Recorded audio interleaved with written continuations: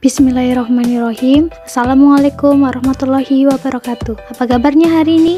Semoga diberikan kesehatan selalu ya. Bertemu lagi dengan Ibu Anissa Fajrin di channel YouTube Media BK Asik. Kali ini materi yang akan kita bahas adalah tentang manajemen waktu. Langsung saja yuk disimak videonya. Apa sih manajemen waktu itu? Menurut Atkinson, salah satu pendapat tokoh, manajemen waktu adalah suatu jenis keterampilan yang berkaitan dengan berbagai bentuk upaya dan tindakan individu yang dilakukan dengan terencana agar seseorang dapat memanfaatkan waktu sebaik mungkin. Nah, jadi arti dari manajemen waktu adalah suatu proses untuk melakukan kontrol atas waktu dengan batas tertentu untuk melakukan tugas tertentu. Atau dengan istilah lainnya, manajemen waktu adalah kemampuan untuk merencanakan dan menggunakan waktu semaksimal mungkin. Lalu terdapat beberapa prinsip dalam manajemen waktu. Yang pertama, tentukan tujuan. Menentukan tujuan adalah hal penting dan paling utama. Mengatur waktu tanpa memiliki rencana dan tujuan justru akan menghamburkan waktu atau akan membuang-buang waktu. Sehingga dari hal tersebut, merencanakan tujuan itu sangat diperlukan dan jangan lupa untuk selalu memikirkan hasil akhir yang ingin dicapai. Lalu yang kedua, be flexible. Hidup tidaklah tetap seperti perhitungan matematika di mana 1 tambah 1 pasti 2. Dan seringkali apa yang kita rencanakan berbeda dengan kenyataannya. Maka dari itu, bersikaplah fleksibel dan buat dirimu dihormati dengan memberikan waktu untuk menghormati orang lain. Yang ketiga, prioritaskan hal terpenting. Jika ternyata satu hari ini kamu memiliki banyak kegiatan atau bahkan sampai 10 kegiatan yang ingin dilaksanakan, jangan memaksakan untuk semua bisa terlaksana. Coba ambillah 3 kegiatan terpenting lalu selanjutnya adalah kegiatan lainnya, atau ambil 20% kegiatan terpenting dari targetmu hari ini, maka dijamin kamu sudah menyelesaikan 80% dari semuanya. Setidaknya kamu hampir mendekati tujuan yang ingin kamu capai. Yang keempat, fokus dalam satu waktu. Ketika kamu sudah memutuskan untuk mengerjakan suatu hal terpenting, maka hindari semua gangguan yang ada. Fokus dan jika bisa matikan handphone atau apapun yang mengganggu konsentrasi. Dan yang paling terpenting, jangan mengerjakan pekerjaan lain sebelum pekerjaan itu tuntas, kecuali kalau memang itu merupakan pekerjaan jangka panjang atau yang tidak harus diselesaikan hari ini juga. Yang kelima, refreshing. Refreshing sangat diperlukan dalam hidup. Jangan terlalu memaksakan diri untuk terus-menerus mengerjakan tugas. Sesekali saat kamu merasa suntuk, stres, atau bingung, gunakan waktumu untuk refreshing sejenak. Itu akan memperbaiki moodmu agar menjadi bersemangat kembali. Yang keenam, prinsip multitasking. Gambaran mudahnya yaitu ketika kamu sedang menunggu seseorang atau dalam perjalanan pulang di dalam suatu bus atau angkot, cobalah gunakan waktu menunggumu itu dengan membaca buku, mendengarkan ceramah, motivasi, atau tips pengembangan diri, supaya waktu yang kamu miliki lebih berarti dibandingkan hanya menunggu tanpa melakukan suatu apapun. Next, yang ketujuh, seimbangkan semuanya. Ini adalah salah satu prinsip terpenting, bahwa semua yang berjalan tidak seimbang tidaklah baik. Apa jadinya bila di dunia ini hanya ada siang? Pasti akan aneh. Nah, begitu pula dengan diri kita.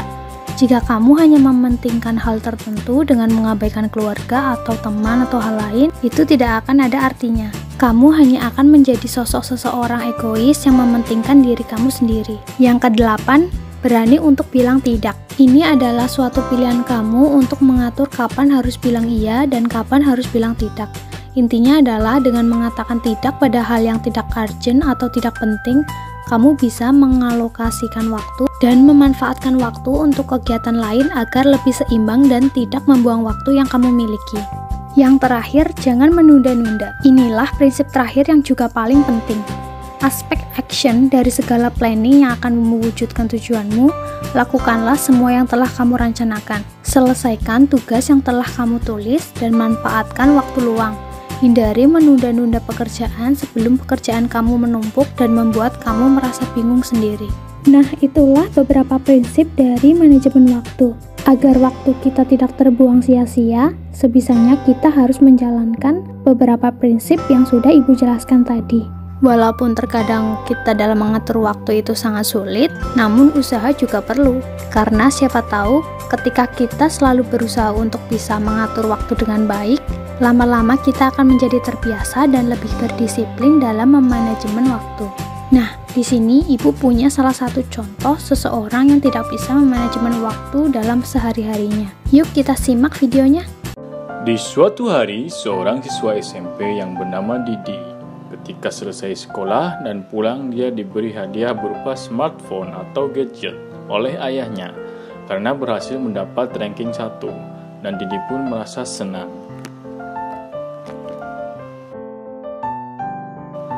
Selamat ya nak, ini hadiah buat kamu karena kamu sudah berhasil mendapatkan ranking 1 di kelas, oke?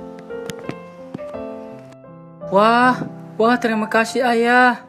Aku nggak nyangka deh dapat gadget. Bagus sekali gadgetnya. Terima kasih ya papa. Iya nak, sama-sama. Besok harus dapat ranking 1 terus ya nak. Oke pak, beres deh. Tenang saja. Selamat ya nak, semoga dipertahankan rankingnya lagi ya. Setelah Didi mendapatkan hadiah gadget, dia pun dengan asiknya mulai bermain game. Di pagi harinya, Didi pun berangkat sekolah sambil bermain gadget. Pada jam istirahat, Didi diajak temannya Rudi keluar kelas bermain di halaman sekolah. Tetapi Didi sibuk bermain game terus-terusan hingga mengabaikan ajakan Rudi. Rudi, ayo main keluar kelas yuk. Enggak ah, main game aja, lagi seru nih. Waktu belajar sekolah pun telah usai. Didi pun pulang menuju rumah sambil bermain game. Pada saat di rumah, Didi waktunya makan malam, tetapi dia masih asik bermain game terus-terusan, sehingga dia ketergantungan pada gadgetnya hingga lupa makan. Didi pun keasikan main game hingga lupa waktu sampai larut malam. Akibat Didi begadang main game, dia pun terlambat berangkat sekolah dengan keadaan matanya mengalami perih bengkak. Beberapa bulan kemudian, akibat Didi bermain gadget, dia pun sering sakit di area punggungnya, hingga gangguan mata seperti rabun jauh atau minus. Dan Didi pun sudah tidak menjadi siswa yang berprestasi lagi karena dia tidak mendapatkan ranking 1 lagi di kelasnya. Didi, gimana hasil ujiannya? Dapat ranking 1 lagi kan?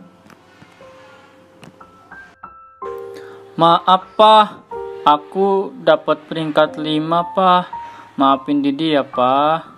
Nah, dari video tersebut itu merupakan contoh seseorang yang tidak bisa memanajemen waktu atau mengatur waktunya. Ayo coba dicari si Didi ini tidak bisa memanajemen waktu karena hal apa, dia melakukan apa, dan karena sebab apa. Nanti kita diskusikan bersama ya di grup. Kita lanjut ke materi selanjutnya. Dampak manajemen waktu yang buruk. Dampak yang pertama yaitu penundaan. Seseorang yang tidak bisa mengatur atau mengolah waktunya dengan baik, bisa jadi seseorang tersebut sering menunda segala pekerjaan yang ia punya, walau sebenarnya itu hanyalah pekerjaan yang mudah. Lalu yang kedua, kurang tidur. Ketika kamu tidak bisa memanajemen waktu dengan baik, kamu pasti akan mengalami jadwal tidur yang berantakan. Tentunya, hal ini akan berdampak pada kesehatan yang kamu punya. Selain itu, jika tidur kamu tidak cukup, bisa menyebabkan terhambatnya aktivitas dan kamu menjadi kurang fokus. Yang ketiga, kurang berenergi. Jika kamu merasa tidak fokus dan tidak bersemangat, itu merupakan tanda-tanda kamu kurang memanfaatkan waktu dengan baik. Cobalah evaluasi apa saja kegiatan yang kamu lakukan dalam sehari ini. Dengan begitu, kamu akan kembali fokus dan bersemangat untuk mencapai tujuan yang kamu inginkan untuk esok hari. Lalu yang keempat, tidak tepat waktu. Tidak tepat waktu merupakan salah satu akibat dari manajemen waktu yang buruk. Entah itu tidak tepat waktu dalam mengerjakan tugas atau tidak tepat waktu dalam hal lain.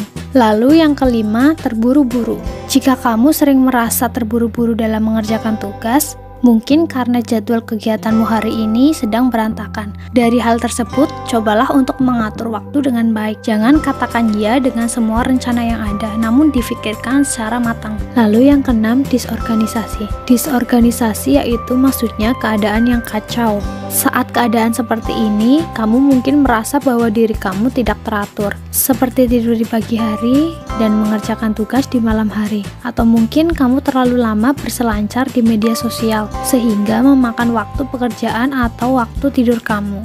Hal tersebut, jika itu selalu diteruskan, akan memperburuk manajemen waktumu. Cobalah catat pekerjaan yang ingin kamu pekerjakan dan tentukan waktu pengerjaannya supaya waktu sehari-harimu tetap teratur. Yang ketujuh, memiliki waktu yang tidak seimbang. Jika kamu terlalu banyak pekerjaan atau terlalu banyak bersenang-senang di luar, berarti kamu memiliki manajemen waktu yang buruk. Sebenarnya tidak ada salahnya untuk bersenang-senang, namun jangan sampai kamu melupakan pekerjaan atau tujuan yang ingin kamu capai. Cobalah manajemen waktumu dengan kerja dan kehidupan yang seimbang sehingga kamu merasakan lebih produktif setiap harinya. Yang kedelapan, kurang berolahraga. Alasan umum bagi sebagian banyak orang untuk tidak berolahraga adalah tidak mempunyai waktu. Padahal sebetulnya itu hanyalah manajemen waktu kita yang kurang. Kita bisa saja meluangkan sedikit atau banyak waktu untuk melakukan olahraga. Nah, itu bergantung pada cara bagaimana kita mengatur waktu dengan sebaik mungkin agar kita bisa bekerja dan berolahraga agar tubuh kita tetap selalu sehat. Yang terakhir, multitasking. Salah satu tanda jika manajemen waktumu buruk adalah multitasking. Jadi ketika kamu sedang mengerjakan suatu pekerjaan dan fokus kamu teralihkan ke pekerjaan lain, sehingga membuat semua pekerjaanmu menjadi berantakan. Nah, itu merupakan beberapa dampak buruk yang bisa kalian rasakan jika kalian mengabaikan dalam manajemen waktu atau tidak bisa mengatur waktu dengan sebaik mungkin. Materi yang terakhir yaitu langkah-langkah memanajemen waktu. Yang pertama, menyusun jadwal kegiatan. Membuat jadwal kegiatan adalah langkah awal yang harus kamu siapkan jika baru ingin memulai untuk menata harimu. Dengan adanya jadwal kegiatan, itu bisa menjadi reminder terbaik agar kamu ingat jika kamu memiliki pekerjaan yang harus diselesaikan. Yang kedua, menentukan skala prioritas. Pilah tanggung jawab yang kamu miliki menjadi 3 skala. Yang pertama adalah skala urgent, yang kedua skala important, dan yang terakhir standby. Contohnya, misal hari ini kamu sedang ada pelajaran daring, dan dalam waktu bersamaan juga kamu terdapat acara keluarga. Nah, karena kamu seorang pelajar, yang perlu dilakukan adalah kamu mengikuti pelajaran daring tersebut dulu, baru setelah itu mengikuti acara keluarga yang tersusun di dalam rumahmu. Lanjut, yang ketiga, lakukan semua sesuai jadwal. Agar semua list harian kamu bisa tetap tertata dan selesai seperti yang kamu inginkan, cobalah mulai untuk men-setting waktu. Misalnya, kamu memberikan waktu 2 jam untuk mengerjakan tugas fisika, lalu jeda 1 jam digunakan untuk beristirahat dan makan siang. Setelah itu, jam berikutnya kamu gunakan untuk membantu orang tua atau melakukan hal tertentu sesuai jadwalmu. Yang keempat, get it done. Sebagus apapun dan setertata apapun rencana yang kamu buat, jika pada akhirnya kamu tidak bisa menyelesaikan semua itu, maka akan sia-sia. Jangan menunggu sampai kamu punya waktu, tapi kamu yang harusnya menyediakan waktu tersebut. Dan yang terakhir, konsisten. Setelah sudah menyiapkan jadwal, bisa mengatur prioritas, kemudian terbiasa men-setting waktu, bisa dipastikan pekerjaan harian kamu yang biasanya keteteran, pasti akan membaik secara perlahan. Namun, semua itu tetap kembali lagi pada diri kamu sendiri. Apakah kamu akan konsisten mengatur waktumu atau menyerah di tengah jalan dan membiarkan harimu berantakan lagi? Nah, mungkin itu saja materi yang bisa Ibu sampaikan mengenai manajemen waktu. Semoga materi yang Ibu sampaikan bisa bermanfaat buat kalian semua. Terima kasih. Wassalamualaikum warahmatullahi wabarakatuh.